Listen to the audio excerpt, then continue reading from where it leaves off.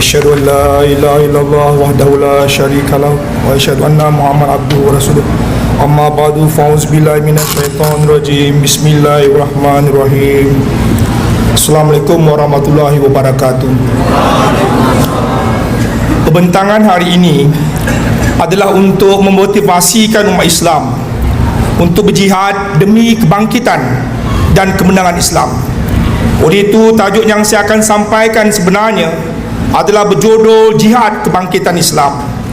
Diharapkan penerangan ini dapat memberikan pendedahan dan penjelasan sekaligus meluruskan kesalahfahaman umat Islam tentang konsep jihad. Pengertian jihad dari segi bahasa adalah berasal daripada kata jahadah ataupun jahdun yang bererti usaha. Jihad juga bererti daripada kata jahdun, iaitu kekuatan. Ini bermakna jihad bermaksud menggunakan segala kesungguhan, kekuatan, kesanggupan untuk mencapai jalan yang diyakininya tanpa mempedulikan cercaan ataupun permusuhan yang akan dihadapi. Dilakukan semata-mata untuk meraih kecintaan Allah SWT. Jadi berdasarkan definisi ini menunjukkan kepada kita bahawa setiap hari kita akan berjihad, iaitu berjihad menggunakan segala kesungguhan, kekuatan dan kesanggupan kita semata-mata untuk meraih kecintaan Allah SWT. Tapi sayangnya masyarakat sering mengaitkan atau menyempitkan makna jihad dengan jihad mengangkat senjata dan peperangan, terutamanya dalam proses kebangkitan Islam. Penyempitan ini dilakukan oleh kebanyakan para ulama Islam yang telah memomokkan kisah mengenai kemenangan Islam hanya akan berlaku ketika dunia menghampiri kiamat kubra melalui kedatangan Imam Mahdi yang akan membunuh semua orang kafir, mengalahkan negara-negara barat, menegakkan negara Islam, kemudian memerintah seluruh dunia. Kemudian para ulama ini juga mentafsirkan Nabi Isa AS masih hidup dan akan kembali ke bumi bagi membunuh Dajjal, babi dan mematahkan salib.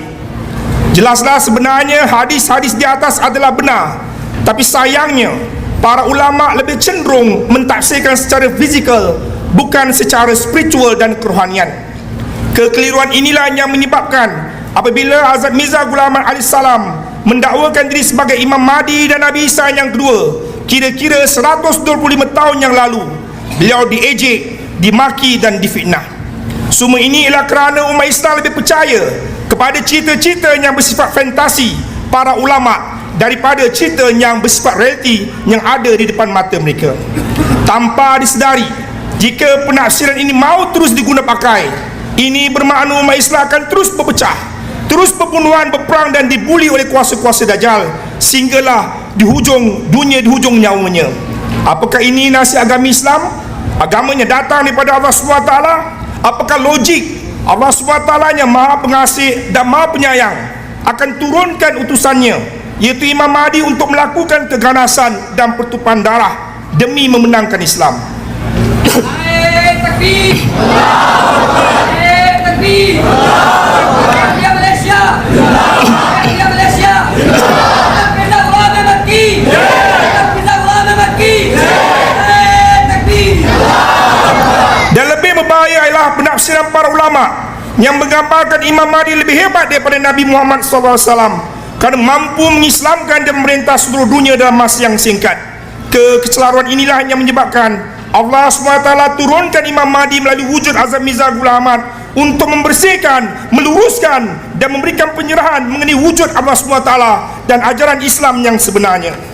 Yang pasti, proses kebangkitan Islam yang kedua kali akan melalui perjalanan dan laluan yang sama dihadapi oleh khataman Nabiin Muhammad SAW dan para khalifahnya. Dan jika umat Islam menolak Hazrat Mirza Ghulam Ahmad dan para khalifahnya sebagai jemaah Imam Mahdi, maka umat Islam tidak mampu untuk mewujudkan proses kebangkitan Islam kerana mereka tidak ada kepimpinan, mereka tidak ada organisasi yang memiliki jaringan di peringkat antarabangsa, negara, negeri, daerah, kawasan yang bergerak dalam satu jemaah dan satu khalifah. Dan mereka tidak ada perancangan dan matlamat dan program. Mereka tidak ada dana. Sekalipun mereka ada dana, mereka tidak mampu untuk membuat stesen televisyen satelit yang beroperasi 24 jam tanpa iklan menyiarkan siar Islam. Mereka tidak mampu menterjemahkan Al-Quran dalam berbagai bahasa. Mereka tidak mampu untuk mengirimkan pendakwah ke seluruh pelosok dunia. Semua ini tidak dapat dilakukan kerana mereka tidak ada semangat jihad kesukarelawan. Hazrat Mirza Ghulam Ahmad telah menanamkan semangat kesukarelawan dalam jemaahnya untuk bergerak jihad yang bersungguh-sungguh dan bermati-matian, membangunkan segala potensi yang ada dalam jemaahnya, menggunakan segala yang ada di sekelilingnya untuk menarik kecintaan Allah dan mengembalikan zaman kegemilangan Islam. Untuk mencapai tahap ini, Hazrat Mirza Ghulam Ahmad telah menggunakan resipi Al-Quran, iaitu wahai sekalian manusia, beribadahlah kepada Tuhan kamu yang telah menciptakan kamu dan orang-orang yang terdahulu dari kamu supaya kamu bertakwa. Al-Baqarah. Berdasarkan ayat Quran ini terdapat dua kata kunci penting, iaitu beribadat dan bertakwa. Ini adalah ibu segala jihad. Apabila manusia berjihad menciptakan kualiti peribadatan, ketakwaan yang tinggi, dengan sendirinya menjelma sifat-sifat Allah SWT, sehingga orang lain yang berada di sekelilingnya merasakan insan ini seperti Al-Quran bergerak kerana amalannya sangat persis dan menyamai Al-Quran. Hal inilah ditekankan apabila seorang ingin masuki jemaah Imam Mahdi ini, perlu berikrar memenuhi syarat 10 syarat biat yang memenuhi dua tanggungjawab, iaitu hablum minallah, iaitu tanggungjawab kepada Allah Ta'ala, dan hablum minan nas, iaitu tanggungjawab kepada sesama manusia, iaitu hubungan yang bersifat vertikal, iaitu dengan Allah Ta'ala, dan hubungan bersifat horizontal, iaitu sesama manusia. Dan Hazrat Mirza Ghulam Ahmad juga menegaskan, untuk menarik kecintaan Allah Ta'ala tidak ada pintu lain, pintunya hanya satu, dan ini dijamin oleh Allah SWT berdasarkan firman Allah SWT, qul kuntum tibunallah fattabi'uni yubikumullah, iaitu jika kamu benar-benar mencintai Allah, ikutlah aku, iaitu Rasulullah SAW, nescaya Allah Ta'ala akan mencintai kamu. Hazrat Muhammad Mustafa, Hazrat Muhammad Mustafa, Hazrat Muhammad Mustafa, Ghulam Ahmad ki, Ghulam Ahmad ki, Jamaat Ahmadiyah Malaysia, Narai Takbir. Jadi kenapa Islam mundur? Kita melihat tadi bahawa kalau kita benar-benar ingin menarik cita Allah Ta'ala, ikutlah Rasulullah SAW. Kenapa Islam mundur? Jelaslah bahawa Islam mundur ialah kerana umat Islam pada hari ini telah meninggalkan, tidak mencontohi akhlak Rasulullah SAW. Ini yang menyebabkan Islam mundur. Seolah-olah mana mereka sudah terbang jauh ke bintang Suraya. Keadaan ini yang menyebabkan Allah Ta'ala membiarkan negara Islam dijajah, dibuli oleh kuasa-kuasa Dajjal. Mereka berpecah dan berbunuhan. Malah akibat kegagalan menarik kecintaan Allah, mengakibatkan kebanyakan negara-negara Islam dipenuhi dengan masalah penyalahgunaan kuasa, peperangan, rasuah, kekejaman dan penindasan, dan mereka miskin dan mundur dalam semua aspek kehidupan. Persoalannya, siapa punca dan penyebab umat Islam mengalami zaman jahiliah moden? Sebenarnya junjungan suci kita Nabi Muhammad SAW telah membuatkan perkara ini. Baginda telah bersabda, akan datang satu zaman di mana tidak lagi yang tinggal dari Islam kecuali namanya, dan dari Al-Quran yang tinggal hanya tulisannya. Masjid makmur tapi kosong daripada petunjuk. Ulama'nya menjadi wujud yang paling buruk di bawah kolong langit. Kekacauan fitnah, saya ulang sekali lagi, kekacauan fitnah akan keluar daripada mereka dan akhirnya kembali kepada mereka juga. Bahaki. Jelaslah punca sebenar yang menjerumuskan umat Islam ke dalam zaman gelap adalah kerana bermaharajalelanya fitnah dan dusta, dan yang paling menakutkan kita ialah penyebarnya adalah ulama. Sedangkan Allah SWT memberi peringatan bahawa fitnah itu lebih besar bahayanya daripada pembunuhan. Surah Baqarah. Di ayat lain, dosa fitnah itu menyamai dosa syirik menyembah berhala. Allah Ta'ala telah berfirman, jauhlah kenajisan berhala dan jauhlah ucapan-ucapan dusta. Surah Al-Hajj. Kini jelas apa yang sedang berlaku di depan mata kita. Para ulama keji ini mengeluarkan najis fitnah daripada mulut mereka, dan lebih menakutkan lagi, masjid-masjid digunakan sebagai tempat pembuangan najis tersebut. Mangsanya tidak lain tidak bukan ialah terhadap Hazrat Mirza Ghulam Ahmad AS dan jemaahnya, itu Jemaat Ahmadiyah. Itulah jawapan mengapa masjid pada hari ini makmur tapi kosong daripada petunjuk. Dengan kata lain, jika umat Islam telah hilang petunjuk daripada Allah SWT, bererti mereka telah kembali kepada zaman jahiliah. Senjata jahiliah tidak lain tidak bukanlah dusta dan fitnah. Jika kataman Nabi Agung yang mulia juga diserang dengan fitnah dan dusta, apalagi Hazrat Mirza Ghulam Ahmad AS sebagai Imam Mahdi qadim kepada yang mulia Nabi Muhammad SAW, sudah pasti tidak akan terlepas daripada kegilaan dusta dan fitnah. Dusta dan fitnah yang telah menghalang Nabi Muhammad untuk meraih kebebasan agama. Baginda memohon kebebasan berdakwah, memberi penerangan, mengadakan muzakarah dan berbincang untuk kebebasan untuk menuntut kebebasan beribadat dengan aman. Tapi beliau baginda telah dihalang dengan ugutan, peraturan, sekatan dan berbagai undang-undang. Inilah Muhammad Mustafa. Muhammad Mustafa. Islam Ahmadiyyah. Islam Ahmadiyyah. Narai takbir. penguasa jahiliah juga dan juga ulama jahiliah juga mengeluarkan fatwa, siapa yang berpindah kepercayaan daripada jahiliah kepada Islam, mereka akan dibunuh. Jelaslah hukuman bunuh ini bukan datang daripada Islam. Hukuman bunuh ini adalah daripada ajaran jahiliah, tidak ada kena-mena dengan Islam, iaitu Tuhan yang Maha Pengasih dan Maha Penyayang. Adalah tidak masuk akal jika agamanya datang daripada Allah SWT yang Maha Pengasih dan Penyayang ini menjalankan hukuman seperti ini. Bagaimana kalau orang Kristian, orang Hindu, orang Buddha, orang terorisme, animisma mengeluarkan fatwa yang sama? Siapa yang keluar pada agama harus dibunuh. Apa akan jadi pada dunia ini? Inilah merupakan kesesatan yang berlaku, yang dilakukan oleh para ulama fitnah, dan sejarah berulang. Fitnah dan dusta telah menjadi senjata di mana undang-undang dan fatwa berat dibuat untuk menyerang jemaat Imam Mahdi, sedangkan beliau hanya khadim dan pengikmat kepada Nabi Muhammad SAW bagi mengenapkan janji Allah SWT mengenai kebangkitan dan kemenangan Islam kedua kali. Tetapi beliau difitnah membawa agama baru, syiar dan kitab baru. Perkara ini harus berlaku kerana junjungan suci kita telah menubuatkan umat Yahudi terpecah kepada 72 fikah, umat Islam akan terpecah kepada 73 fikah dan satu yang benar. Number ini bukannya menunjukkan tentang banyak, maksudnya 70 bukan macam tu, tapi menunjukkan terlampau banyak. Kalau Yahudi 72, Islam akan 73, tapi satu saja yang benar. Dan semua pihak mengaku mereka yang benar.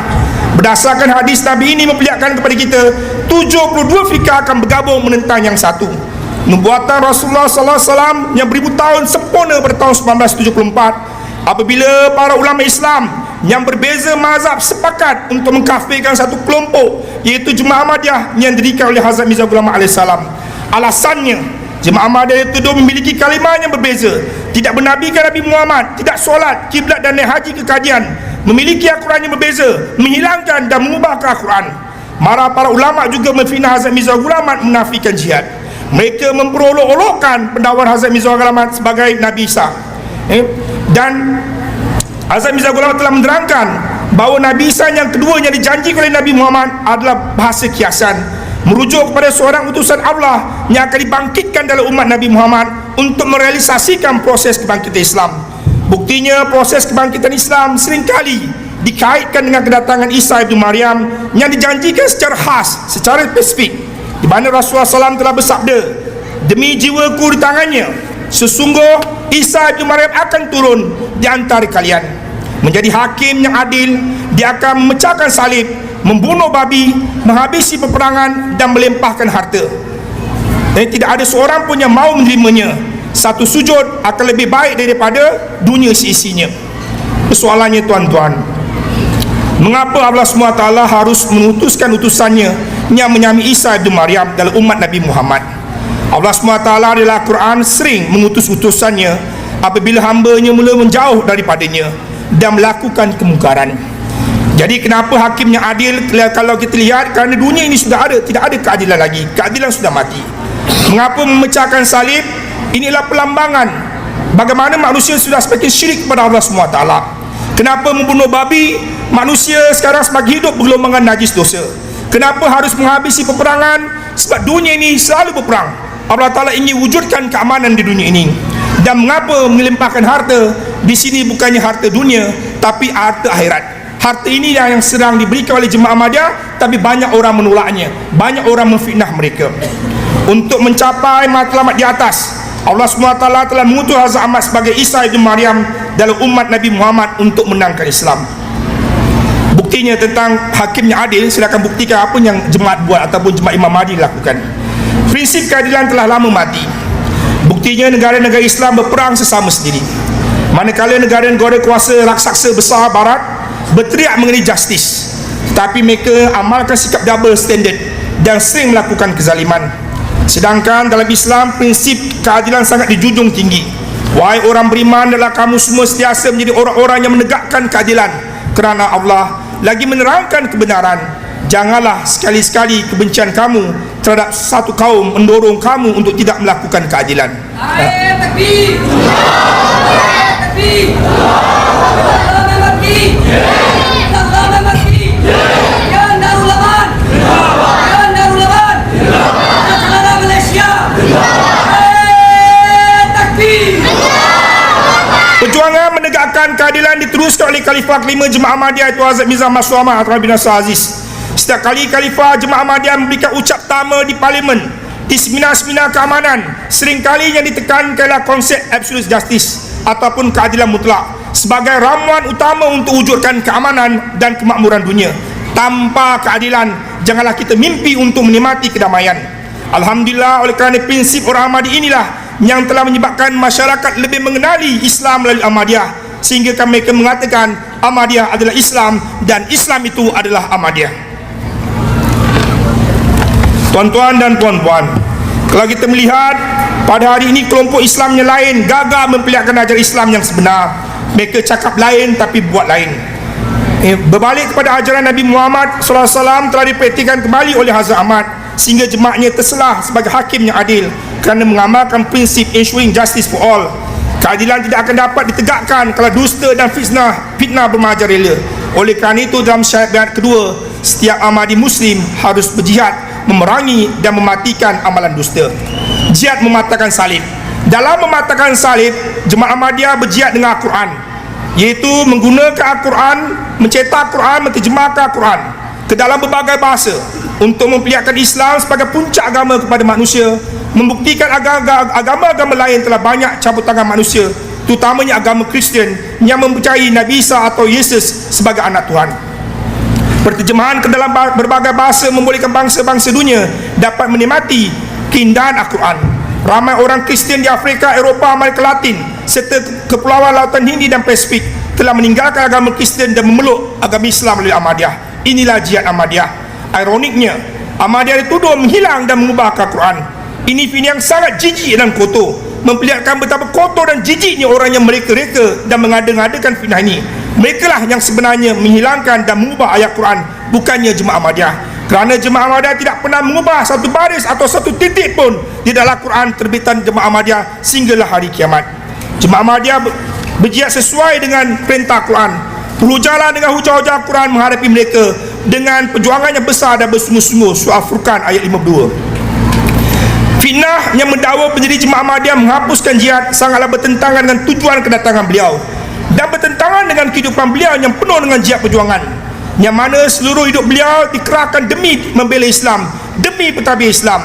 Di masa ayatnya, beliau telah melancarkan satu jihad agung mendukung Islam dalam melawan serangan-serangan bahaya yang dilakukan oleh Hindu dan Kristian. Dalam pemecahan salib, beliau telah berhasil menghancurkan propaganda menyesatkan yang dilakukan oleh orang-orang Kristian yang telah meruntuhkan bangunan batil Trinitas dengan menggunakan dalil-dalil dan argumentasi yang jelas. Sememangnya proses kejayaan Kristian pada hari ini adalah hasil kerja keras pihak gereja dan golongan mubalik Kristian yang sanggup meninggalkan tanah air merantau ke seluruh pelosok dunia. Pada akhir abad ke-19, berbagai kelompok penganut agama Kristian amat aktif dalam mengembangkan agama Kristian, terutamanya di tanah jajah mereka. Kisah ini diterangkan dalam buku World Christian Encyclopedia karya David B. Barron pada tahun 1982 yang mengatakan di antara tahun 1815 sehingga 1914 merupakan abad agung penyebaran Kristian ke seluruh dunia. Narae takbir. Hazrat Muhammad Mustafa. Hazrat Mirza Ghulam Ahmad ki. Indi maka. Ya Masrur. Watan li alam ki. Sirana Rai Mola. Watan li Malaysia. Kini perjuangan mematahkan salib diteruskan oleh Khalifah yang kelima, iaitu Hazrat Mirza Masrur Ahmad, dengan mengirim para mubalik ke negara-negara barat yang kebanyakannya melambangkan tiang salib. Malah para mubalik Ahmadiyah dikirimkan ke benua Afrika, Amerika Latin dan kepulauan kecil untuk mematahkan salib kerana di sanalah telah mengakar kukuh markas Kristian. Disitulah mubalik Ahmadiyah berdakwah dengan gigih memberi dalil bahawa Yesus telah wafat dan tidak akan kembali ke bumi. Dalil ini telah mematahkan atau mematikan akidah orang Kristian. Jelaslah selagi umat Islam seakidah dengan orang Kristian, mempercayai Nabi Isa Bani Israel masih hidup, selagi itulah Allah SWT akan membiarkan umat Islam berada di zaman gelapnya, kerana akidah mereka seolah-olah mengiyakan bahawa Nabi Isa itulah anak Tuhan. Jihad mematahkan salib diteruskan dengan jihad membina masjid. Ini merupakan jihad yang besar kerana memerlukan pengorbanan harta, wang, masa dan tenaga kepakaran untuk membina masjid. Semua masjid Ahmadiyah didirikan hasil pengorbanan dan sumbangan ahlinya. Tidak ada satu sen pun daripada mana-mana kerajaan dan organisasi. Masjid adalah lambang kebesaran Islam dan merupakan tubuh untuk mematahkan salib tanpa mematahkan hati penganut agama Kristian. Saya ulang sekali lagi, kita patahkan salib tanpa mematahkan hati penganut agama Kristian, kerana kita berjihad ataupun kita bertablik dengan penuh kasih sayang. Bukannya seperti yang kita lihat bagaimana Huzur dalam bidang Aziz menegur orang-orang Ahmadi yang bertablik di YouTube, bertablik di mana-mana di media sosial, tapi menggunakan cara yang kasar. Huzur menasihatkan lebih baik jangan buat bertablik kalau menggunakan bahasa yang kasar ataupun menggunakan bahasa yang kesat. Banyak gereja telah dibeli dan ditukarkan menjadi masjid, terutama di Amerika Syarikat. Matahari Islam sedang diterbitkan oleh Jemaah Ahmadiyah di Barat. Kepanasan matahari ini yang membakar dan akan mematahkan salib melalui dakwah menawan hati dan pemikiran. Bayangkanlah tuan-tuan, jika bangsa Dajjal ini dimatikan kedajalannya, ditarbiah menjadi pengikut Nabi Muhammad yang sejati, Islam akan menamatkan akhir zaman gelapnya menuju zaman kebangkitan, kerana bangsa inilah bangsa yang menguasai politik, ekonomi dan sosial. Jika mereka menjadi pengikut Nabi Muhammad SAW, maka dunia akan menyaksikan langit dan bumi baru. Jihad membunuh babi. Jemaah Ahmadiyah berjihad membunuh babi, itu sifat babi, kerana sebahagian penduduk dunia telah menganggap bahawa amalan dan gaya hidup Dajjal mesti dicontohi untuk ingin mencapai kejayaan, kekayaan, kebebasan dan kenikmatan hidup. Dajjal bukanlah raksasa, tapi adalah kuasa-kuasa barat yang menguasai sains dan teknologi dan menjadi tuan dalam semua bidang ketenteraan dan ekonomi, dan menjadi mangster dalam bidang hiburan. Mengapa saya katakan mangster? Kerana mereka telah merosakkan generasi kita dengan sifat kebabian, iaitu kehidupan bergelombangan najis dosa, iaitu amalan merokok, minum arak, dadah, seks bebas, hubungan sejenis, kecurangan rumah tangga, rasuah menjadi amalan rutin dan biasa. Inilah sifat babi atau kedajalan yang diperangi oleh Jemaat Imam Mahdi. Alhamdulillah, Jemaat Imam Mahdi menggunakan senjata Dajjal, iaitu teknologi mereka, dengan memperkasakan jihad kerohanian, menggunakan TV satelit, laptop, komputer dan smartphone untuk mendengar ceramah dan pesan-pesan serta nasihat-nasihat khalifah untuk memerangi, membunuh sifat babi dan kedajalan yang mengganas merancuni pemikiran generasi pada hari ini. Seterusnya ialah jihad membunuh babi itu melalui solat.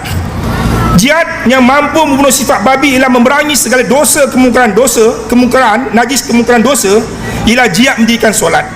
Mungkin orang-orang di luar jemaat akan keheranan dan mengejek bagaimana solat dikatakan mampu untuk membangkit dan menangkan Islam.